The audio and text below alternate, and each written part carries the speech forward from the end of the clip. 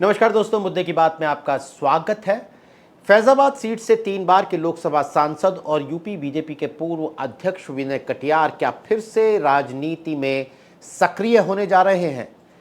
ये चर्चा जोरों पर है क्योंकि यूपी बीजेपी के नए अध्यक्ष पंकज चौधरी और विनय कटियार ने आज ही मुलाकात की है। विनय कटियार राम मंदिर आंदोलन के अग्रणी नेताओं में से हैं। वो बीजेपी में हिंदुत्व के ब्रांड एम्बेसडर रहे नेताओं में शामिल हैं। विनय कटियार कुर्मी समाज से आते हैं। विधानसभा चुनाव से पहले उनके सक्रिय होने का मतलब है बीजेपी में हार्डकोर हिंदुत्व वाले एक नेता का मैदान में आना जो कुर्मी समाज से भी आता है। पंकज चौधरी भी कुर्मी समाज से हैं और उन्हें अध्यक्ष बनाकर भाजपा ने एक संदेश तो पहले ही दिया है। इस अहम सियासी हलचल पर बात करने के लिए हमारे साथ मौजूद हैं हमारे एग्जीक्यूटिव एडिटर कुमार अभिषेक। कुमार, क्या मतलब निकाला जाए विनय कटियार और पंकज चौधरी की मुलाकात का, खास तौर पर इसलिए भी क्योंकि विनय कटियार को आम तौर पर हम इस तरह की राजनीतिक मुलाकातें करते हुए इन दिनों नहीं देख रहे हैं। निश्चित तौर पर नीरज, इस मुलाकात के मायने कुछ न कुछ तो हैं। अगर आप याद करें तो कुछ दिन पहले ही हमारे साथ जो एक पॉडकास्ट था उसमें उन्होंने साफ कह दिया था कि अब मैं रिटायर हो रहा हूँ, हो चुका हूँ, एक तरीके का राजनीतिक संन्यास है और मैं जैसे हूँ वैसे ही खुश हूँ, सार्वजनिक जीवन में रहूंगा, लेकिन मैं पॉलिटिक्स से दूर हूँ। लेकिन अभी इस बात को कहे हुए 10 दिन भी नहीं गुजरे होंगे कि बिहार उत्तर प्रदेश की राजनीति में एक बड़ा परिवर्तन आ गया। और परिवर्तन ये हुआ कि पंकज चौधरी को प्रदेश अध्यक्ष बना दिया गया। कुर्मी बिरादरी से आते हैं। सनद रहे कि जो विनय कटियार है ये भी उसी बिरादरी से है। तो देखने में तो ऐसा लगेगा कि ये एक औपचारिक मुलाकात है, कर्टसी कॉल है, जिसमें एक नेता अपने वरिष्ठ नेता से मिलता है, उनका आशीर्वाद लेता है। लेकिन हो सकता है कि ये उससे आगे की बात हो। देखिए, बीजेपी उत्तर प्रदेश में अ, कुर्मी पॉलिटिक्स को एक तरीके से अपनी पार्टी के लिहाज से देखें तो नए तरीके से उसको रिडिफाइन कर रही है। उसे मालूम है कि 2024 के चुनाव में जिन जातियों में सबसे ज्यादा नाराजगी थी उसमें एक जाति ये भी थी। और विनय कटियार यूं तो आते कानपुर से हैं। उनके उनका जो मूल क्षेत्र है या उनका जो पुश्तैनी घर और निवास है, लेकिन वो जाने जाते हैं अयोध्या। अयोध्या मूवमेंट से, अयोध्या से सांसद जीते हुए। और आज भी अगर देखा जाए तो उनकी कर्म भूमि अयोध्या ही है। वो बहुत ज्यादा वक्त तक अयोध्या में रहते हैं। बीजेपी अयोध्या हारी। तो मुझे ये लगता है कि अब नए अध्यक्ष आए हैं, एक कर्टसी कॉल भी है, लेकिन इससे आगे की बात ये कि 2027 को लेकर के कैसे कुर्मी बिरादरी के विश्वास को जीता जाए, कैसे ओबीसी में अपनी पैठ बनाई जाए, ये तमाम बातें इस मुलाकात के कह सकते हैं कि आप बैकग्राउंड में हैं।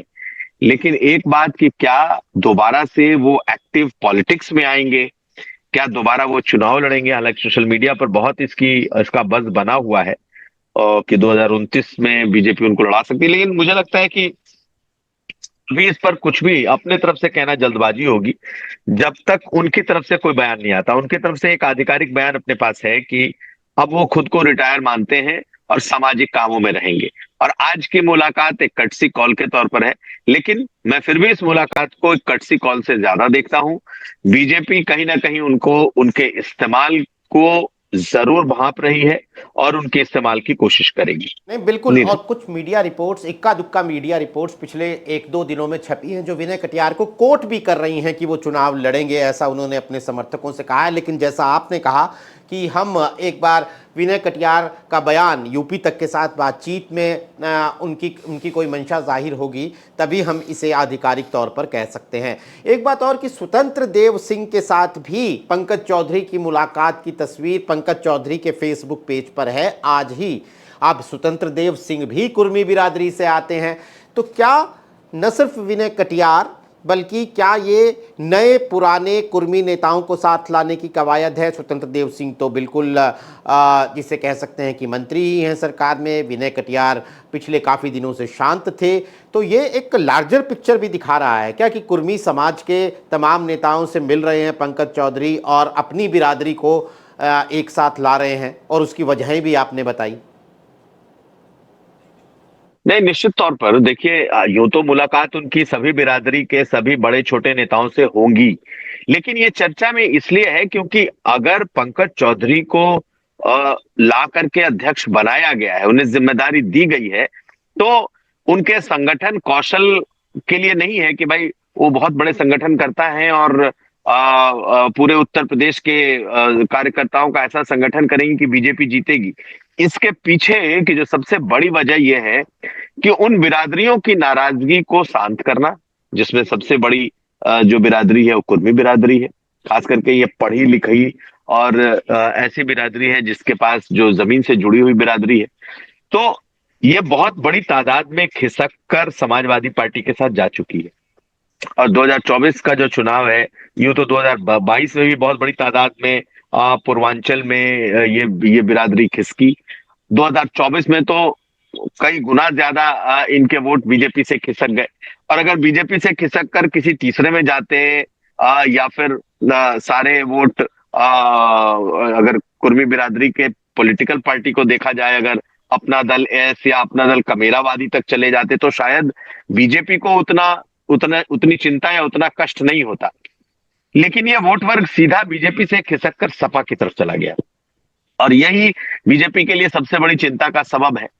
तो स्वतंत्र देव सिंह सिर्फ नेता ही नहीं है, स्वतंत्र देव सिंह तो रेस में भी थे अध्यक्ष बनने के। कुर्मी बिरादरी से आते हैं और वो जालौन से आते हैं, जो कि उत्तराखंड बुंदेलखंड का हिस्सा है। मुख्यमंत्री योगी के करीबी भी माने जाते हैं।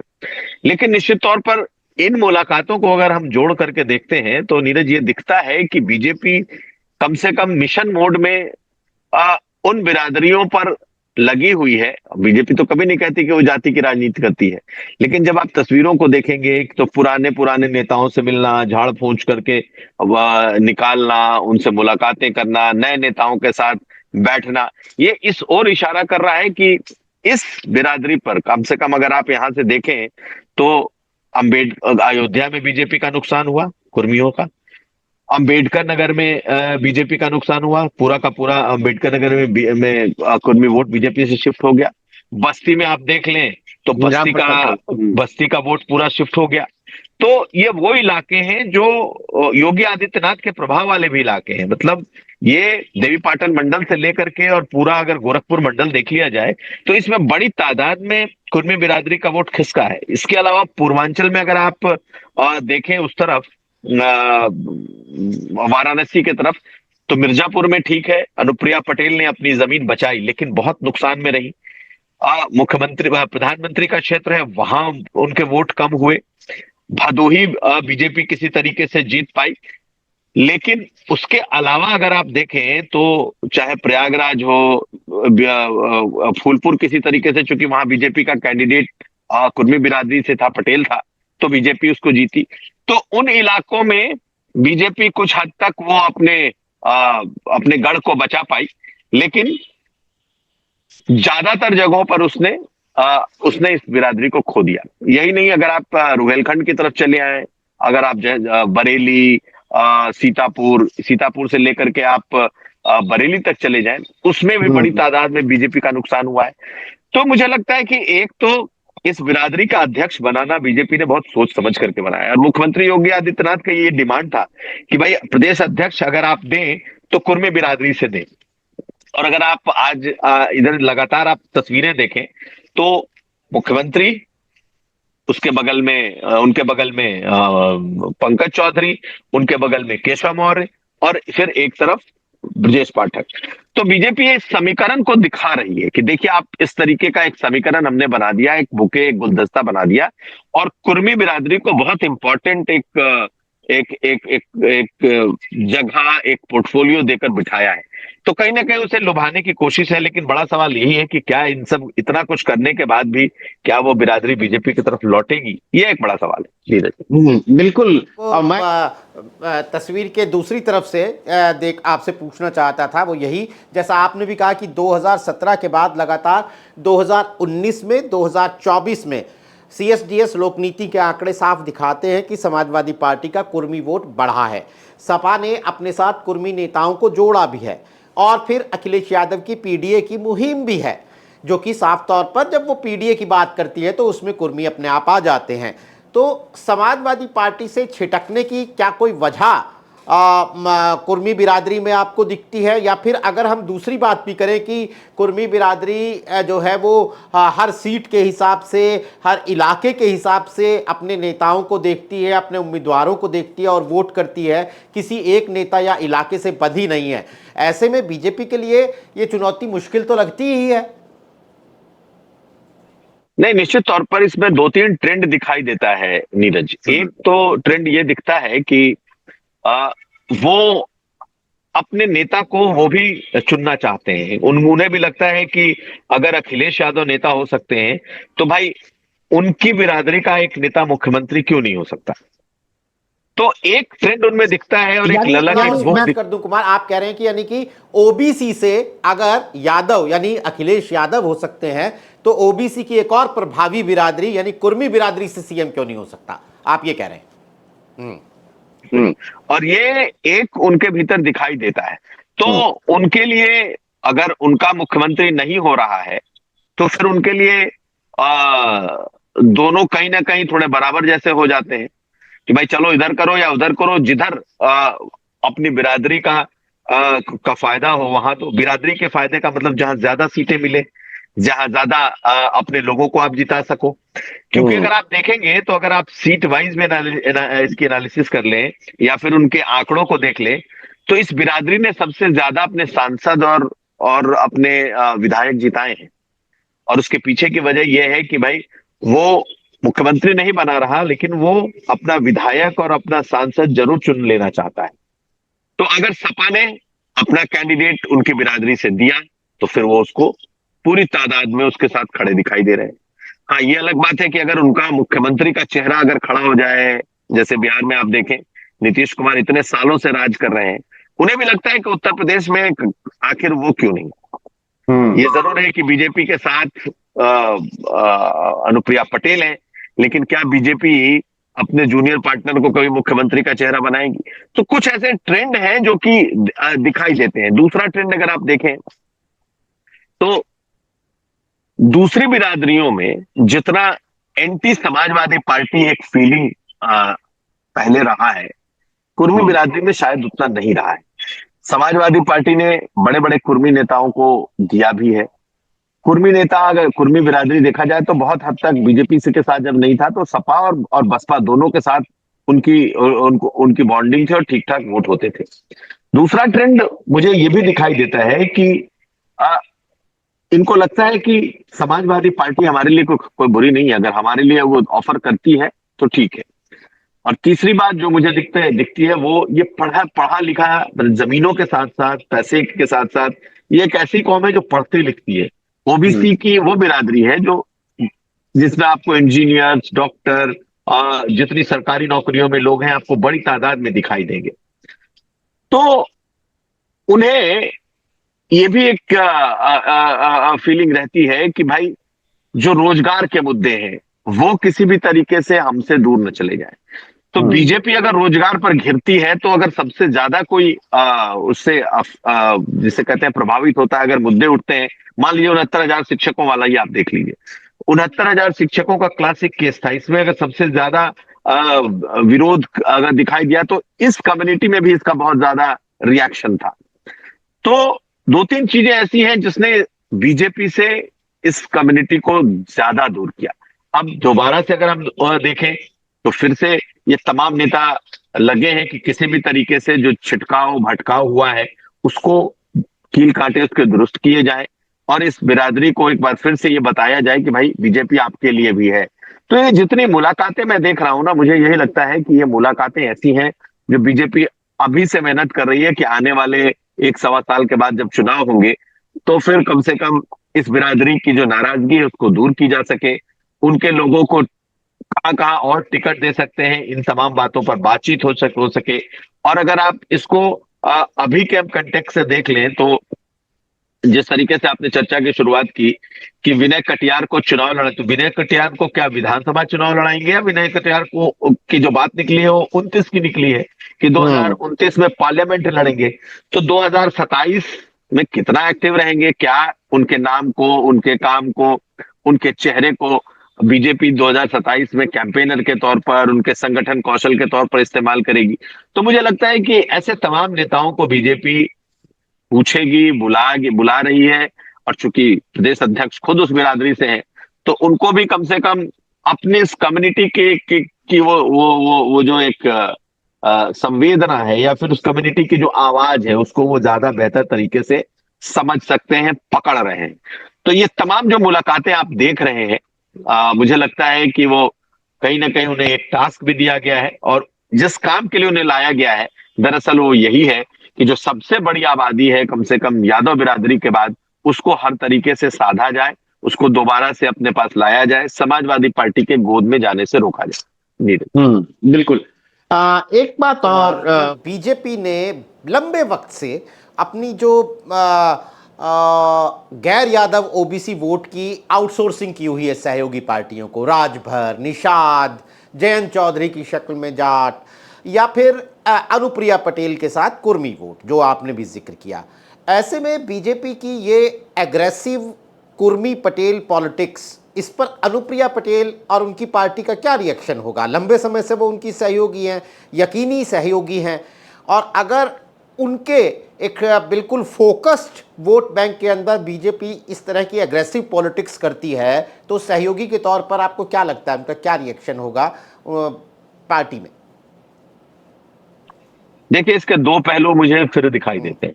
एक पहलू ये कि क्या जिन लोगों को बीजेपी ने आउटसोर्स किया, क्या वो सर्वमान्य तौर पर पूरी बिरादरी के नेता बनकर तैयार हैं? क्या वो पूरी बिरादरी का वोट समेट रहे हैं अपने लिए और बीजेपी के अपने गठबंधन के लिए? तो जवाब मिलता है नहीं। आप देखें तो इस बार कुर्मियों की नाराजगी का खामियाजा भुगतना पड़ा है अपना दल एस को, अनुप्रिया पटेल को भी, और उनकी पार्टी को भी भुगतना पड़ा है। 2 से 1 सीट पर आ गए पार्लियामेंट में। तो 1 और 1 11 हो सकते हैं, लेकिन ये कह देना कि पूरी की पूरी तरीके से बीजेपी उनके भरोसे ही ये ओबीसी पॉलिटिक्स करेगी, मुझे लगता है कि बीजेपी ऐसा करेगी भी नहीं और करती भी नहीं है। हाँ, ये जरूर है कि उन्हें ये जरूर लगता है कि अगर कोई एक बड़ा नेता होगा कुर्मियों का, जो सबसे बड़ा हो उत्तर प्रदेश में, वो उनकी पार्टी का हो, यानी कि अनुप्रिया पटेल को चैलेंज करने वाला कोई नेता ना हो। तो अगर आप देखें तो पंकज चौधरी सुदूर महाराजगंज से आते हैं, 7 बार के सांसद हैं। बहुत 7 बार का सांसद होना मजाक बात नहीं है, बहुत बड़े नेता की ये पहचान होती है। और उन इलाकों में अगर आप देखेंगे तो अनुप्रिया पटेल का वैसा कोई जनाधार उस इलाके में है नहीं। एक आध सीटों पर विधानसभा में वो लड़ती रही हैं उस तरफ, बस्ती और के तरफ, लेकिन जिस इलाके से वो आती है वो शुद्ध रूप से बीजेपी बनाम सपा या थोड़ा बहुत कांग्रेस की ही बात है। हाँ, ये जरूर है कि इनके अग्रेशन से थोड़ा बहुत डिस्कंफर्ट हो सकता है, लेकिन उन्हें भी मालूम है कि अगर बीजेपी जो भी वोट लाएगी, वो वोट उनको भी कहीं ना कहीं ट्रांसफर होगा। अगर उनके कैंडिडेट कहीं लड़ते हैं, बीजेपी अगर से नाराजगी वाली वोट, अगर बीजेपी किसी भी तरीके से उनकी नाराजगी को खत्म कर देती है, या उनके दोबारा जो वोट जा चुके हैं उनको अपने पाले में लाती है, तो जो गठबंधन है, फायदा अल्टीमेटली गठबंधन का ही होगा। और कोई ये सोचे कि सिर्फ हम ही एकमात्र चौधरी रहेंगे, तो उससे तो नुकसान होगा। और मेरी भी जो कई लोगों से बात हुई, उन लोगों का ये मानना है कि अगर आप कुर्मी बिरादरी या अपना दल एस के संदर्भ में ही बात कर ले, तो बीजेपी अगर मुख्यमंत्री का चेहरा कोई कुर्मी ला दे तब उनको समस्या हो सकती है, लेकिन अध्यक्ष ला दे या संगठन में किसी बड़े पद पर ला दे, भाई धर्मेंद्र प्रधान है उनके बहुत बड़े नेता, कहा जाता है उड़ीसा से हैं, लेकिन चेहरा जब बिरादरी की बात आती है तो उनके कुर्मी बिरादरी की बात चलने लगती है। तो उत्तर प्रदेश में एक एक डिस्कम्फर्ट हो सकता है, लेकिन कोई ऐसी नाराजगी उनकी नहीं है कि जिसकी वजह से बहुत वो बीजेपी के खिलाफ चले जाएं या फिर बीजेपी के, क्योंकि नेचुरल है कि एक बार जब चर्चा चलेगी चलेगी कि कौन सबसे बड़ा नेता, तो उसमें अनुप्रिया पटेल का नाम आएगा। अ, उसमें अगर देखें तो पल्लवी पटेल भी दावा करती हैं कि मैं सबसे बड़ी नेता हूं। अब पंकज चौधरी का भी दावा होगा बीजेपी की तरफ से कि वो भी सबसे बड़े नेता हैं।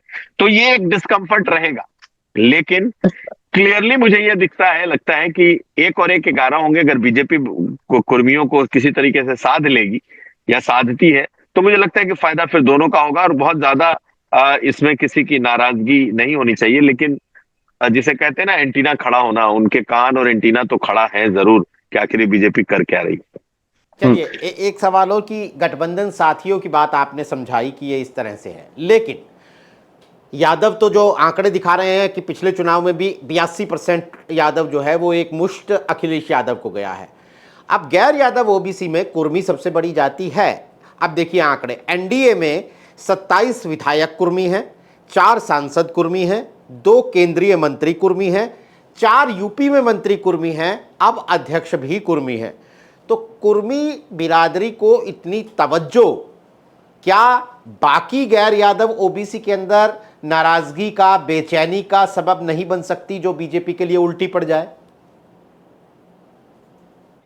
नहीं, लेकिन अगर आप देखें तो दो सबसे बड़ी जो ओबीसी का अगर ब्लॉक देखेंगे तो उसमें एक कुर्मी और दूसरा एक कुशवाहा, मौर्य, शाक्य, ये एक बिरादरी मानी जाती है।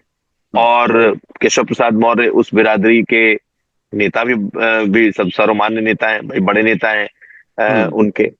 लेकिन समाजवादी पार्टी ने भी अपने यहाँ बड़े कुर्मी और कुशवाहा नेताओं को एक बड़ा प्लेटफॉर्म दे करके या बड़े नेताओं को अपने यहाँ ऐसी जगह दी है। जब आप देखें तो बाबू सिंह कुशवाहा का जिक्र आने लगता है। लालजी वर्मा, उन्होंने भी अपने राम यहाँ प्रसाद चौधरी, लालजी वर्मा, राम प्रसाद चौधरी टाइप। बिल्कुल, लालजी वर्मा, रामप्रकाश चौधरी, इस तरीके के नाम आने लगते हैं अगर आप कुर्मी नेताओं में भी देखें। तो समाजवादी पार्टी ने भी जो अपना बुके बनाया है वो एक बड़ा बुके बना दिया है। और बीजेपी को एक एक नेता का काउंटर अपने यहाँ भी करना है। भाई समाजवादी पार्टी में अगर बीजेपी में अगर केशव प्रसाद मौर्य हैं तो समाजवादी पार्टी ने बाबू सिंह कुशवाहा को सामने खड़ा कर दिया। ठीक है, वे हाल ही में आए हैं, लेकिन वो एक समय कुशवाहा के सबसे बड़े नेता हुआ करते थे और जीत करके आए हैं। दूसरी तरफ अगर आप देखें तो कुर्मी नेताओं की भी बड़ी लंबी फहरिस्त है समाजवादी पार्टी के साथ। बीजेपी के पास फहरिस्त थी लेकिन वो दिखाई नहीं दे रही थी। संतोष गंगवार बड़े नेता थे, लेकिन वो रुहेलखंड बरेली से थे। अब वो एक्टिव भी नहीं है, ना ही वो पैन यूपी नेता रहे, ना ही वो प्रदेश अध्यक्ष रहे। स्वतंत्र देव सिंह कुर्मी नेता थे, लेकिन स्वतंत्र देव सिंह की पहचान कुर्मी नेता के तौर पर रही नहीं। बीजेपी के सबसे लॉयल कर्मठ कार्यकर्ता से नेता बने और उनकी एक पहचान मुख्यमंत्री के करीबी के तौर पर हो गई। तो कुर्मी नेताओं को स्टैब्लिश करना बीजेपी की मजबूरी थी कि भाई अगर ओबीसी नेताओं के चेहरे आपको आगे रखने हैं तो आपको ऐसे चेहरों को खड़ा करना पड़ेगा जो टक्कर दे सके अपने नेताओं में, वो अपने बिरादरी में वो मैसेज दे सके कि देखो बीजेपी में हमारी ये हैसियत है। तो अखिलेश इसमें लीड ले चुके थे। मुझे लगता है कि बीजेपी ने ये सब चीजें सोची हैं और उसके बाद अगर आप आज का या 2 दिन पहले से अगर आप जब लगातार तस्वीरें देख रहे हैं तो मैं फिर उसी बात पर आता हूं कि मुख्यमंत्री, उनके बगल में पंकज चौधरी कुर्मी, दूसरी तरफ मुख्यमंत्री के बगल में केशव प्रसाद मौर्य, कुशवाहा, शाक्य, मौर्य, जो भी आपको कहना हो, और फिर ब्राह्मण ब्रजेश पाठक। तो एक बुके बनाया है बीजेपी ने, एक मंच सजाया है। और मंच में भी ऐसा नहीं कि किसी एक को ला करके खड़ा कर दिया। ये सभी कद्दावर नेता इस वक्त बीजेपी के हो गए हैं। बेशक जो पंकज चौधरी हैं वो प्रदेश की सियासत में पहली बार आपको सेंटर फ्रेम में दिखाई दे रहे हैं, लेकिन 7 बार के सांसद हैं। तो ये मानना पड़ेगा कि ये बहुत सोची समझी एक रणनीति है बीजेपी की कि कैसे ओबीसी को अपनी तरफ लेकर के आए, कैसे जो उनका वोट जा रहा था या दूसरी तरफ जा रहा था उसको लेकर के आए। तो मुझे लगता है कि एक ऐसी रणनीति है जो बीजेपी ने चली है, तो उसका कुछ ना कुछ पॉजिटिव ही रिजल्ट दिखाई देगा, नेगेटिव नहीं होगा। और क्योंकि हमने शुरुआत में बात की विनय कटियार की, और विनय कटियार 3 बार उसी फैजाबाद से सांसद रहे। फैजाबाद यानी अयोध्या से सांसद रहे, जहां 2024 में समाजवादी पार्टी ने बीजेपी को हरा दिया। न सिर्फ हरा दिया, बल्कि समाजवादी पार्टी ने अपनी उस जीत को एक ट्रॉफी बना लिया, और हर मौके पर वक्त वो बीजेपी को अयोध्या की, फैजाबाद की हार से एक तरीके से तंज कसती है। इस हार का मतलब हम सभी देखते हैं, समझते हैं। क्या विनय कटियार जो 3 बार के सांसद हैं वहां से, उनकी वापसी, उनकी संभावित वापसी इस एंगल से भी जुड़ी हुई है कि अयोध्या में किसी तरह का कोई गैप ना छूटे, अयोध्या में अपने सारे कील कांटे दुरुस्त कर लिए जाएं, नए पुराने? देखिए, इसको इस एंगल से भी देखिए कि क्या अयोध्या में अगर कोई दलित चुनाव लड़ेगा तो क्या उसके सामने कोई ठाकुर चुनाव लड़कर जीत पाएगा? क्या कोई सवर्ण जीत पाएगा? अगर आप वहां का कास्ट कॉम्बिनेशन देखेंगे तो ये बहुत मुश्किल हो जाएगा। भाई, जब अवधेश प्रसाद को अखिलेश यादव ने खड़ा किया तो ये बात तो बड़ा साफ था ना कि हिंदुत्व के एक बड़ी आंधी के सामने उन्होंने अपना एक दलित चेहरा खड़ा किया है। आखिर जीत कैसे गए? अयोध्या का अगर आप समीकरण देखेंगे तो आपको समझ में आएगा कि अयोध्या में किसी सवर्ण का जीतना बहुत मुश्किल है। अगर प्योरली जाति के आधार पर वोटिंग हो जाए या बिरादरियों के आधार पर पोलराइजेशन हो जाए तो वो जीतना बहुत मुश्किल है। वहां ओबीसी, दलित और मुसलमान, ये एक इतना बड़ा चंक है कि वहां के लिए, और ओबीसी में भी मैं कहूं तो कुर्मी, पासी और मुसलमान, ये अपने आप में बहुत बड़ा चंक है, यादव। तो अगर अयोध्या के लिहाज से देखा जाए और अगर 2029 के लिहाज से आप सोचें तो कोई भी आदमी अगर ये सोचता है कि कल को दांव लगाया जा सकता है विनय कटियार पर, तो कोई गलत वो सोच नहीं है, या फिर वो अगर वो किसी ने कहा भी है, किसी ने प्लांट भी किया है, तो वो पॉलिटिकली करेक्ट प्लांट है, सोच सही है कि अगर आपको वहां जीतना है अवधेश प्रसाद के खिलाफ तो अब किसी दलित को या किसी ओबीसी को ही लड़ाना होगा। आप किसी सवर्ण को लड़ा करके वहां से जीत जाएंगे, इसकी संभावना कम है। तो अगर ये बात निकल करके आई है और अब ये मुलाकातें हो रही हैं, और जिन्होंने कह दिया था कि मैं रिटायर हो गया हूं, मैं नहीं कहूंगा, उनको दोबारा से उनकी एक्टिविटी बढ़ी है, तो 2029 में अगर ये हो भी जाए तो आश्चर्य नहीं होगा। हालांकि 2029 में अभी 4 साल का वक्त बचा है, अभी देखना है। तो वैसे तो उमा भारती भी दावा कर रही है कि वो झांसी से चुनाव लड़ेंगी। तो बहुत सारे जो ऐसे पुराने लोग जो कि हिंदुत्व के मूवमेंट में, राम मंदिर मूवमेंट में रहे, आज हाशिए पर हैं, लेकिन बीजेपी उन्हें एक बार फिर से कहीं ना कहीं उन्हें तवज्जो दे रही है। तो अब देखना है कि वो दोबारा चुनाव में आते हैं या नहीं आते हैं, लेकिन ये पॉलिटिकली इनकरेक्ट नहीं। वाकई बहुत इंटरेस्टिंग। 2027 का विधानसभा चुनाव अब नज़दीक आता जा रहा है, और जाहिर तौर पर जब चुनौती बड़ी होती है तो फिर राजनीति के दांव भी बड़े ही होते हैं, सरप्राइज भी करते हैं। आने वाले दिनों में विनय कटियार की, पंकज चौधरी जो बीजेपी के नए अध्यक्ष हैं, उनके साथ तस्वीर का आना सियासी गलियारों में चर्चा का विषय बना हुआ है। लेकिन दोस्तों, यकीन मानिए कि आने वाले दिनों में इस तरह के नए नए सरप्राइज और चौंकाने वाले राजनीतिक डेवलपमेंट्स यूपी में हमें देखने को मिलते रहेंगे। आज कार्यक्रम में हमारे साथ शिरकत करने के लिए कुमार अभिषेक, आपका बहुत बहुत शुक्रिया। तमाम दर्शकों का भी आभार। आज के लिए नमस्कार।